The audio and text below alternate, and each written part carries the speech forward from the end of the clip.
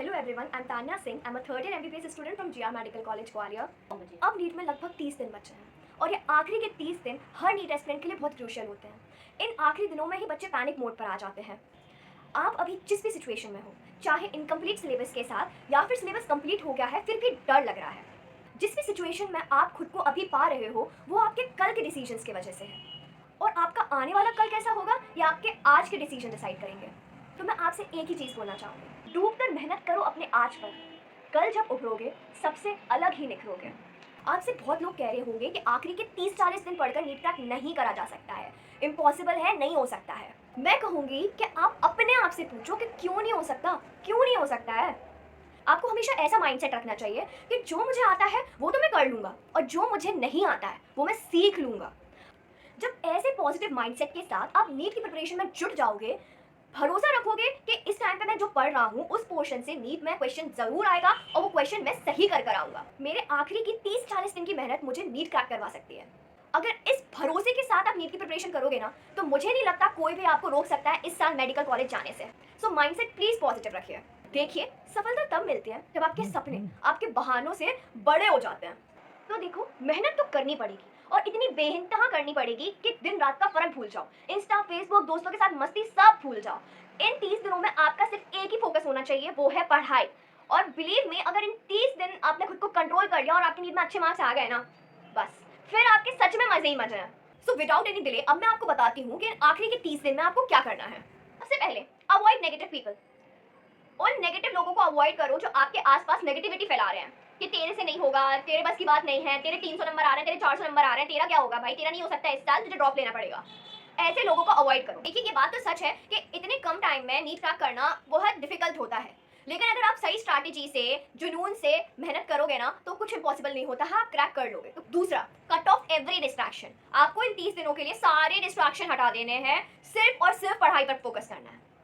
अब तीसरा, हम आते हैं हमें तीनों सब्जेक्ट को कैसे अप्रोच करना है। वो बच्चे जिनके मार्क्स 300-400 आ रहे हैं उनको मैं ये बोलना चाहूंगी कि आप सबसे पहले तो अपनी बायो स्ट्रॉन्ग करो। बायो में 360 का टारगेट सेट करके रखो। बायो एनसीईआरटी बहुत अच्छे से पढ़ो, लाइन बाय लाइन आपको एनसीईआरटी आनी चाहिए। मैंने आपको बहुत बार बताया भी है एनसीईआरटी पढ़ने का तरीका क्या है। हर लाइन पे आपको रुकना है, फिर आपको सोचना है इस लाइन से क्या क्वेश्चन फ्रेम हो सकता है, क्या आ सकता है नीट में। इस टाइप से अगर आप पढ़ोगे तो आपको पता भी नहीं चलेगा, आपको एनसीईआरटी की हर लाइन याद हो जाएगी। और जैसा कि पिछले साल नीट 2022 में स्टेटमेंट बेस्ड क्वेश्चन आए थे, असर्शन रीजंस आए थे, ऐसे क्वेश्चंस भी आपके तभी सॉल्व हो पाएंगे जब आपने बायो के एनसीईआरटी को लाइन बाय लाइन अच्छे से पढ़ा होगा और आपके दिमाग में चीजें क्लियर होंगी, तभी आप ऐसे क्वेश्चन सॉल्व कर पाओगे। तो बायो की एनसीईआरटी बहुत अच्छे से पढ़ना शुरू कर दो और अपना बायो में स्कोर एनहांस करो। अगर आपका बायो में अच्छा स्कोर आने लगेगा ना, जैसे आपका 330 प्लस, जैसे आपका 330 प्लस स्कोर आने लगेगा ना, आपका ओवरऑल स्कोर भी एनहांस हो जाएगा। जो अभी आप 300-400 नंबर ला रहे थे, आपके 550 आने लगेंगे। ठीक है। और जिनकी बायो ऑलरेडी स्ट्रांग है, आपको सिर्फ अब रिवीजन पे फोकस करना है और एमसीक्यू प्रैक्टिस पर। अब आपको चांसेस एकदम एलिमिनेट करने हैं सिली मिस्टेक के। आपको इतना स्ट्रांग कर लेनी है अपनी कंसेप्ट्स कि गलती से भी आपसे गलती ना हो। गलती, हाँ, एक चीज तो मैं भूल गई, पीवाईक्यूज तो अब मैं क्या ही बताऊं, पीवाईक्यूज आपको भी पता है कितना इंपॉर्टेंट है। तो जैसा मैं हर बार बोलती हूँ कि पीवाईक्यूज आपको सॉल्व करना है, पीवाईक्यू सॉल्व करना है। अब वो टाइम आ गया है जब आपको पीवाईक्यू को मॉक की तरह सॉल्व करना है। लाइक फिजिक्स, केमिस्ट्री, बायो, तीनों सब्जेक्ट का पूरा एक पेपर, मतलब उस ईयर में, जैसे मान लीजिए 2018 में जो पेपर आया था फिजिक्स केमिस्ट्री बायो, वो पूरा पेपर आपको टाइमर लगा के, टाइमर सेट करके सॉल्व करना है मॉक टेस्ट की तरह। तो अगर आपने पीवाईक्यूज के लिए कोई बुक अभी परचेस नहीं करी है तो मैं आपको एक बुक दिखा देती हूँ। मैं आपको बुक खोल के दिखा देती हूँ, क्योंकि क्या होता है ना, जब हम कोई बुक रिकमेंड करते हैं और आप उसको खरीद लेते हो और आप उसको परचेस कर लेते हो, कुछ लोगों को वो पसंद आती है, कुछ लोग रिग्रेट करते हैं। तो मैं नहीं चाहती कि कोई भी बुक परचेस करने के बाद रिग्रेट करे, तो मैं आपको पहले ही बुक खोल के दिखा देती हूँ कि इस बुक के क्या क्या फीचर्स हैं, आप इसे कैसे यूटिलाइज कर सकते हो। आपको पसंद आए तो आप बिल्कुल परचेस करें, अगर आपको नहीं आए तो आपको नहीं लेना है। ये वो बुक है ओसवाल बुक्स से। सबसे पहले इस बुक में 2006 से 2022 के सारे क्वेश्चन पेपर्स दिए हैं। इस बुक में सारी चीज़ें बहुत सिस्टमैटिक वे में दी हुई है। एंड जितने भी बार 2 बार नीट हुई है, लाइक 2020 में 2 बार हुई है, 2016 में 2 बार हुई है, वो सारे पेपर्स इसमें दिए हैं। एंड इसके अलावा आपको सैम्पल क्वेश्चन पेपर भी मिल जाएंगे। आपको बुक में एक ये पार्ट मिलेगा जहाँ सारे चैप्टर्स में से कितने क्वेश्चंस आए हैं नीट में 2010 से 2020 तक दिया हुआ है। लाइक यूनिट्स एंड डायमेंशंस में 2022 में 3 क्वेश्चंस आए। इस टाइप से आपको सारे क्वेश्चन पेपर्स मिल जाएंगे और साथ ही आपको सारे क्वेश्चंस के डिटेल्ड सॉल्यूशन मिल जाएंगे। So this is a must buy book. अगर आपने अभी तक PYQ के लिए कोई बुक परचेज़ नहीं करी है, देन आप इस बुक को परचेज़ कर सकते हैं। इसमें सारी चीज़ें बहुत सिस्टमैटिक वे में और अच्छे से एक्सप्लेनेशन दिया है। सेकंड, अब हम आते हैं फिजिक्स पर। तो देखो, प्लीज़ प्लीज़ प्लीज़ फिजिक्स से डरना छोड़ दो। एटलीस्ट फिजिक्स को इतना पढ़ लो दैट सिलेक्शन ना रुके तुम्हारा फिजिक्स की वजह से।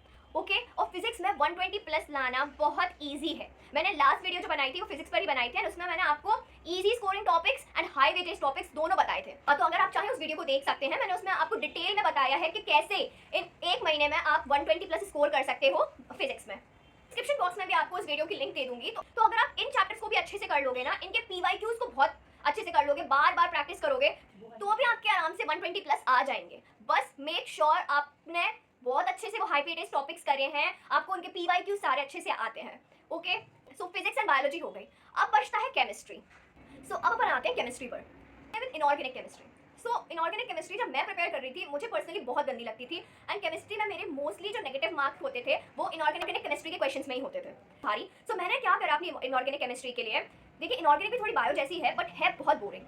तो इसके लिए भी हमें NCERT पढ़ना है। जैसे आप कोई भी इंपॉर्टेंट चैप्टर है, जैसे आप ब्लॉक्स पढ़ रहे हैं, आप P ब्लॉक पढ़ रहे हैं, आप कोई भी ब्लॉक पढ़ रहे हैं, तो आप उसमें NCERT पढ़ो, ठीक है। और जो भी उसमें इंपॉर्टेंट पॉइंट दिए हैं, उन इंपॉर्टेंट पॉइंट को एक पेपर पर नोट डाउन करके रख लो, ठीक है। और बार बार उसको रिवाइज करते रहना। और क्योंकि इनऑर्गेनिक बहुत बोरिंग है और मेनली अगर आप ब्लॉक्स इकट्ठे करने बैठ गए तो बहुत कंफ्यूजन होगा, तो मैं आपको कहूंगी कि आप ब्लॉक्स को धीरे धीरे करो, ठीक है। अगर आपके अभी तक हुए नहीं है तो आप धीरे धीरे करो, अलग अलग दिन पर करो। ऐसा नहीं कि आप एक साथ बैठ गए, नहीं अब तो ऑर्गेनिक पूरी निपटानी है और आप निपटाने बैठ गए, नहीं ऐसा नहीं करना है।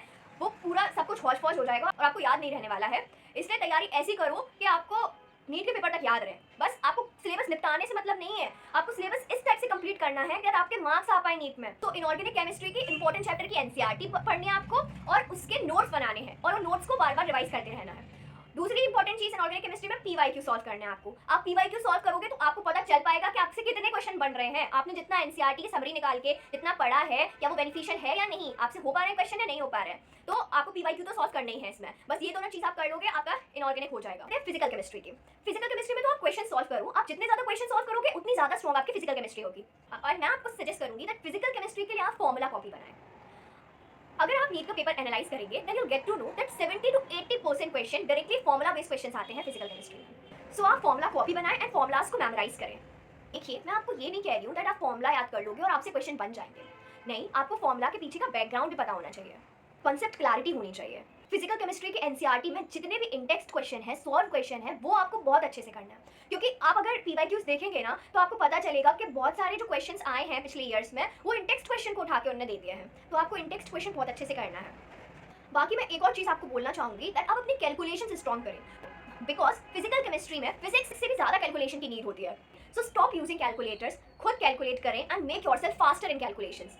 करते हैं ऑर्गेनिक केमिस्ट्री पर। तो अगर आपको ऑर्गेनिक केमिस्ट्री स्ट्रॉन्ग करनी है देन आपको GOC स्ट्रॉन्ग करनी पड़ेगी। GOC के कंसेप्ट्स आपके क्रिस्टल क्लियर होने चाहिए। अगर आप PYQs देखोगे ना तो GOC का वेटेज भी ज़्यादा है, 5-6 क्वेश्चन डायरेक्टली उठ के GOC से आ जाते हैं एंड जो आगे के चैप्टर्स हैं वो भी इंटरलिंक रहते हैं GOC के कंसेप्ट से। सो आपको अगर ऑर्गेनिक केमिस्ट्री स्ट्रॉन्ग करनी है देन आपका GOC तो स्ट्रॉन्ग होना ही चाहिए। बाकी ऑर्गेनिक केमिस्ट्री में अगर आप देखेंगे ना तो मोस्टली नेम रिएक्शन से ही क्वेश्चन आते हैं, तो आपको नेम रिएक्शन टिप्स पर होने चाहिए। सो आप नेम रिएक्शंस करें, GOC स्ट्रॉन्ग करें, PYQs प्रैक्टिस करें एंड MCQ प्रैक्टिस करते रहें। बस इससे आपकी केमिस्ट्री बहुत अच्छे से हो जाएगी। Thank you everyone for watching and all the best for your preparations.